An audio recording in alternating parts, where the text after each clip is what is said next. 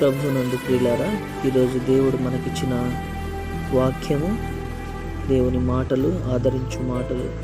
మన ప్రభువుకు యేసుక్రీస్తు తండ్రి అయిన దేవుడు స్తుతింపబడునుగాక.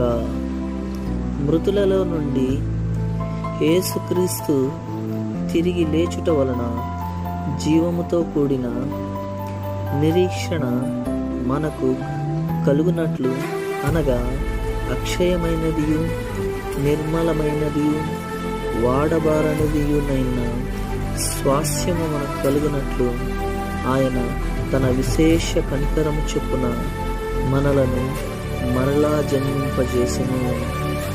ఆమేన్. ప్రియ సహోదరి సహోదరులారా, దేవుడు ఈరోజు ఇచ్చిన ఈ యొక్క వాగ్దానం మనం జ్ఞాపకం ఉంచుకోవలసినదిగా ప్రేమతో మిమ్మల్ని వేడుకుంటున్నానండి.